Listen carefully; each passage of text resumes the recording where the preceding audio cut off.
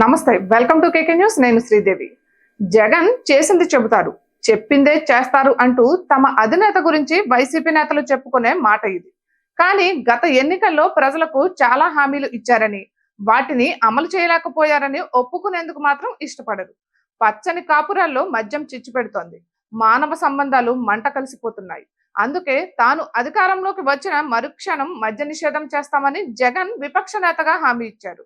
కానీ గత 5 ఏళ్లుగా మద్య నిషేధం మాట అటుంచితే విచిత్రమైన మద్యం పాలసీలను ప్రవేశపెట్టి మద్యం ధరను పెంచి నాసిరకం బ్రాండ్లు అమ్మించి ప్రజారోగ్యంతో చెలగాటమాడి ప్రజల విలువైన ప్రాణాలను కోల్పోవడానికి కారణమవుతున్నారు.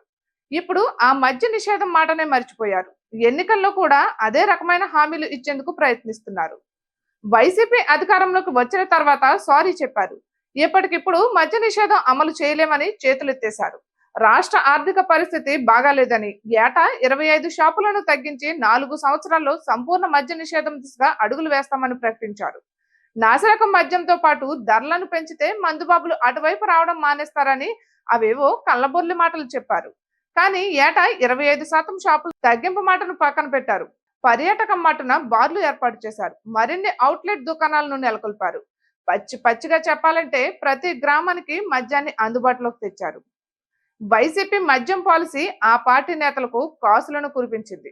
అప్పటికప్పుడు ఉన్న ప్రైవేట్ మద్యం పాలసీలను జగన్ రద్దు చేశారు. ప్రభుత్వమే నేరుగా దుకాణాలను నడిపేందుకు నిర్ణయించారు. దేశంలో ఎక్కడా లేని బ్రాండ్లను అందుబాటులోకి తెచ్చారు. ఆ బ్రాండ్లన్నీ వైసీపీ బడా నేతలవి కాగా షాపుల నిర్వహణ, వాటికి అద్దె నిర్ణయం, సిబ్బంది నియామకం వంటివి వాటితో మరికొందరు చోట నేతలు లబ్ధి పొందారు. ఇక దొంగసారా మద్యం తయారు చేసి క్రింది స్థాయి నేతలు బాగుపడ్డారు. ఇక బాగుపడిన వారి జాబితాలో ప్రజలే ఉన్నారు. అత్యధిక ధర చెల్లించి నాసిరకం మద్యం తాగి ఎన్ని రకాల రుగ్మతలు తెచ్చుకోవాలో అన్ని తెచ్చుకున్నారు. వేలాది మంది నకిలీ మద్యం తాగి చనిపోయారు. కానీ అవన్నీ అనారోగ్య జాబితాలోనికి వెళ్ళిపోయాయి. ఇప్పుడు అదే జగన్ మరోసారి ఓట్లు అడగడానికి ప్రజల మధ్యకు వస్తున్నారు. మద్య నిషేధం గురించి ఆయన ఒక్క మాట కూడా చెప్పడం లేదు. ప్రజలకు పంచడం ద్వారా రాజకీయాలు చేస్తున్న ఆయన తాను ఒక హామీ ఇచ్చాను అన్న విషయం పూర్తిగా మర్చిపోయారు. ఇటువంటి మరెన్నో వీడియోస్ కోసం please like, share and subscribe KK news.